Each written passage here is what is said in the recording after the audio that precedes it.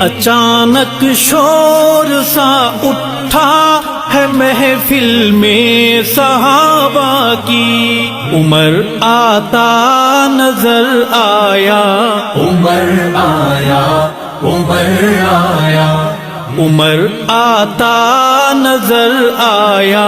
نحمدہ ونصلی علی رسولہ الکریم، اما بعد۔ معزز سامعین، السلام علیکم ورحمۃ اللہ وبرکاتہ۔ اہل بدعت حضرات کو اگر کچھ نہ کہا جائے تو یہ اپنے کپڑوں سے باہر ہونا شروع ہو جاتے ہیں اور اتنے زیادہ فضول اور گھٹیا قسم کے بیانات کرتے ہیں کہ ان کو جواب دینا انتہائی ضروری ہو جاتا ہے۔ اسی طرح ایک بدعتی نے مولانا مکی الحجازی صاحب دامت برکاتہم العالیہ کا نام بگاڑ کر ان کے خلاف تبرہ کیا ہے۔ آج ہم انشاءاللہ اس کی گفتگو کے متعلق ایک چند مختصر سی باتیں آپ کے سامنے عرض کریں گے۔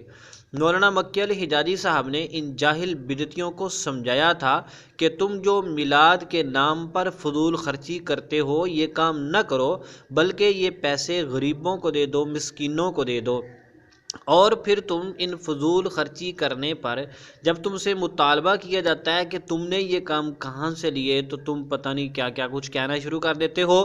تم اس کو عشق نبی کا نام دیتے ہو۔ کیا حضرت ابو بکر، عمر، عثمان، علی خلفائے راشدین کو یہ پتہ نہیں تھا حضور پاک صلی اللہ علیہ وسلم کے ساتھ عشق کس طرح کرنا ہے؟ تم ان سے بڑے عاشق ہو۔ تو انہوں نے بات سمجھائی، لیکن ان کی بات سمجھ میں کہاں آنی ہے۔ بدعتی اور مشرک لوگوں کو توحید اور سنت کی لذت حاصل ہی نہیں ہوتی، کیوں؟ ان کے دماغ سے شرک اور بدعت کا نشہ ہی نہیں اترتا۔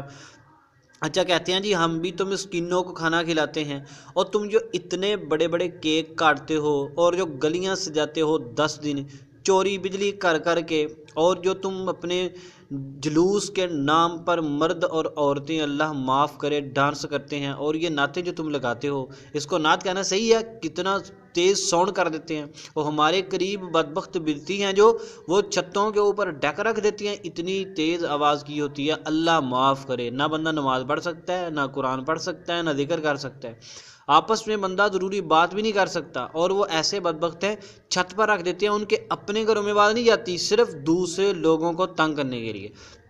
اور 10 دن ختم ہوتے ہیں اور ان کا سارا عشق کا نشہ اتر چکا ہوتا ہے۔ پینٹ شرٹ پہنی انہوں نے، داڑیاں منڈوائی ہوئی، انگریزوں کی شکلیں بنائی ہوئی، کاموں پہ جا رہے، ان کا سارا عشق مشق ختم ہو جاتا ہے۔ یہ پتہ نہیں عجیب و غریب قسم کی شیعہ سے ریت انہوں نے لے کر کہاں سے کام شروع کر دیا۔ تو یہ تمہارا کوئی دلیل نہیں ہے تمہاری جی مسکینوں کو تو اس طرح کھلاتے رہو، پورا سال کھلاتے رہو۔ تم نے یہ کام سیکھا کہاں سے ہے؟ اچھا، پھر مکی صاحب کو کہتے ہیں جی کہ وہ جو تم جہاں پر بیٹھے ہو وہ ٹرمپ کی بیٹیوں کو تحفے دیتے ہیں۔ واہ واہ واہ!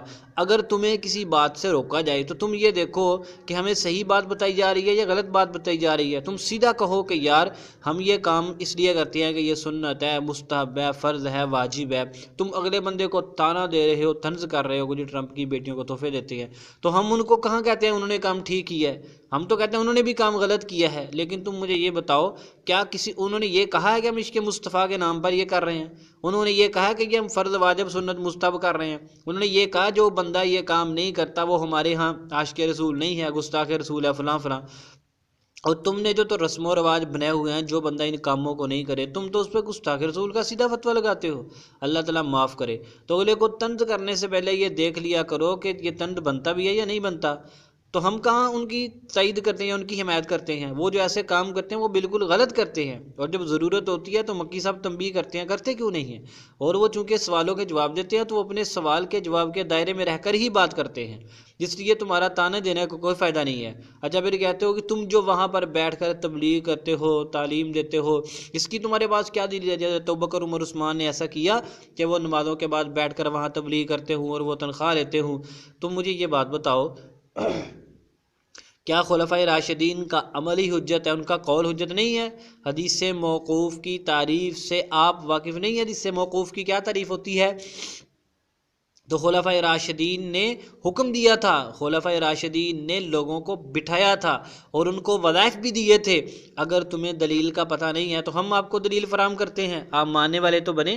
ہمارے سامنے کتاب ہے علامہ ابن کثیر رحمۃ اللہ علیہ کی مسند الفاروق، اس میں حضرت حسن رحمہ اللہ کی روایت ہے کہ بے شک عمر بن خطاب رضی اللہ تعالیٰ عنہ، یہ خلیفہ راشد ہیں، عثمان بن عفان رضی اللہ تعالیٰ عنہ، کانا یرزقان المؤذنین والائمۃ والمعلمین والقضاۃ، کیا فرما رہے ہیں کہ حضرت عثمان اور عمر بن خطاب رضی اللہ تعالی عنہما وظیفہ دیا کرتے تھے مؤذنوں کو، ائمہ کو، معلمین کو۔ یہ آنکھیں کھول کے دیکھو، اگر تمہاری آنکھیں خراب ہیں تو کہیں سے دارو ڈالو، اس میں سرما ڈالو، آنکھوں سے بدعت کی پٹی ہٹا کے دیکھو۔ والقضاۃ، اور قاضیوں کو وہ وظیفہ دیتے تھے۔ تم کیسے کہتے ہو؟